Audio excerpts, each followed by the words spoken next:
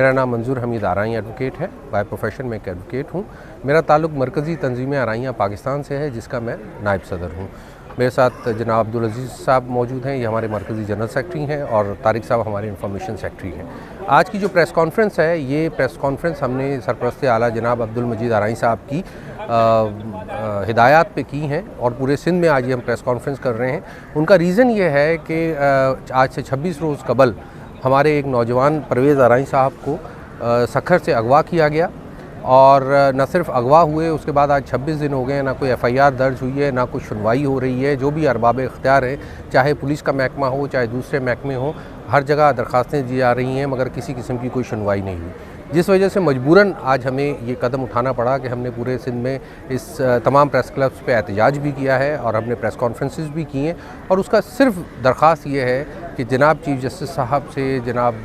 वज़ीर आला साहब से, कि सिंध में जो बढ़ती हुई लाकानूनीयत है, उसके हवाले से कुछ सद्देबाब किया जाए कि आज 26 रोज़ हो गए, एक FIR नहीं कट रही है, और उसके साथ जो बच्चा अगवा हुआ है और जिन लोगों ने अगवा किया है, वो फ़ोन करके आज भी बता रहे हैं कि जी वो हमारे पास है, और सिर्फ वो हमारे पास नहीं है, उसके साथ हमारे पास 30-40 लोग और भी मौजूद हैं।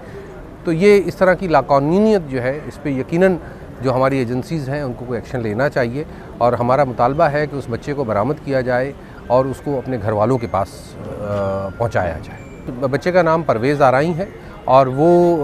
एक वर्कशॉप चलाता था, जो कि अपना टायर पंचर का और इनका जो मोटरसाइकिल्स का एक वर्कशॉप होता है वो चलाता था।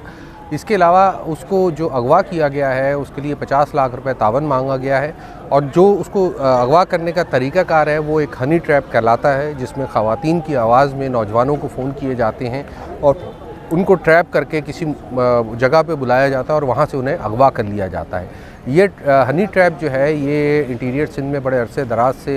जो हमारे अनासिर हैं, जो गैर कानूनी अनासिर हैं, वो इसको यूज़ कर रहे हैं, और इसके थ्रू वो लोगों को अगवा करते हैं। ये शादीशुदा नहीं है, ये बेचारा अभी तो अपनी अर्ली ज़िंदगी में थी, 22-23 साल इसकी उम्र है, तो अपने वालिदैन के साथ ही था ये। हम जब ओवरऑल सिस्टम की बात करते हैं, या हम ओवरऑल अनारकी की बात करते हैं, तो उसमें चाहे खातून का अगवा हो, चाहे किसी बच्चे का अगवा हो, चाहे किसी मर्द का अगवा हो, कानून उसको एक नज़र से देखता है। यकीनन ख़वातीन के हवाले से भी मैं समझता हूँ कि जो इंटीरियर सिंध में जिस तरह की आवाज़ें आती रही हैं, उस पर अरबाब इख्तियार को तवज्जो देनी चाहिए। और चाहे एक इंसान का अगवा की हम बात करें, कि अगर किसी इंसान के साथ ज़्यादती हो रही है, उसमें जेंडर बायस नहीं होना चाहिए, और उसमें जो भी उसके करने वाले हैं उनके ख़िलाफ़ जो कार्रवाई है वो होनी चाहिए। तो हमारा तो आज भी मुतालबा यही है कि जो इलीगलिटी है, जो जिस गैरकानूनी तरीके से ये सारे मामलात हो रहे हैं, इसको सही किया जाए। देखिए, मैंने सबके लिए बात की है, मैंने इसीलिए हम पूरे सिंध में हमने आज ये मामलात किए हैं, प्रेस कॉन्फ्रेंसेस की हैं, एहतजाज किया। वो हम सिर्फ अपने एक बच्चे परवेज़ आराई के लिए नहीं कर रहे हैं, हम तो अरबाब इख्तियार के सामने ये बात लाना चाहते हैं कि वो जो खुद डाकू कह रहे हैं कि हमारे पास 30 से 40 लोग हैं, वो भी यकीनन किसी के बच्चे होंगे, किसी के बेटे होंगे, किसी के भाई होंगे। तो हम तो उन सब के लिए ये बात करें कि सबको बाजियाब कराया जाए, खुदारा इस चीज़ को रोका जाए। अगवा बराए तावान जो है वो यकीनन एक इंडस्ट्री की सूरत इख्तियार करता जा रहा है, और ख़ासकर कच्चे का एरिया जो है वो इसलिए आज से नहीं, अरसा दराज से बदनाम है इस काम के लिए कि वहाँ डाकुओं की पनाहगाहें हैं, उनको सेफ़ हेवन्स हैं उनके। और इसमें देखें, ये बात भी रिकॉर्ड पे मौजूद है कि मुतादिर बाद ऑपरेशंस किए गए, मगर उन ऑपरेशंस का रिज़ल्ट ये निकलता है कि जिस वक्त ऑपरेशन किया जाता है, उस वक्त वो अपनी वहाँ से निकल के शहरों में आ जाते हैं, जब वो ऑपरेशन ख़त्म होता है वो वापस चले जाते हैं। तो हमारी तो अरबाब इख्तियार से जो मुतालबा है वो ये है कि आप मुस्तकिल बुनियादों पे उनका हल कीजिए, मुस्तकिल बुनियादों पे वहाँ चौकियाँ बनाइए, मुस्तकिल बुनियादों पे वहाँ लॉ इन्फोर्समेंट गश्त हो, ताकि उनको वहाँ अपनी जगह बनाने का ही मौका ना मिले।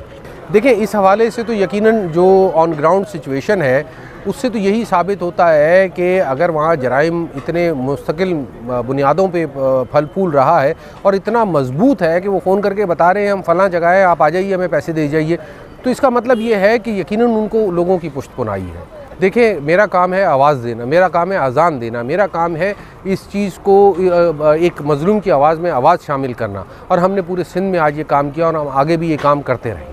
पुलिस ने अभी तक FIR दर्ज नहीं की है, जो आज तक की हमारी इतलात है, क्योंकि वहाँ उन्होंने एक जुरिस्डिक्शन का इशू बनाया हुआ है, जो कि मैं समझता हूँ कि it's purely a technical issue, it's not a legal issue. तो उस बुनियाद पे मैं समझता हूँ कि इस तरह के इश्यूज़ में टेक्निकल या इश्यूज़ नहीं होने चाहिए, इनको लीगल बुनियादों पे देखना चाहिए। मेरा सिंध गवर्नमेंट से मुतालबा है कि फ़ौरी तौर पे कच्चे के इलाके में ऑपरेशन किया जाए और वहाँ जो डाकू हैं उनकी कमीनगाहों को ख़त्म किया जाए और परवेज़ आराई समेत जितने बच्चे वहाँ मौजूद हैं जिनको अगवा किया गया है उन सबको हिफाजत बाजियाब कराया जाए। मेरा बच्चा जो भाग गया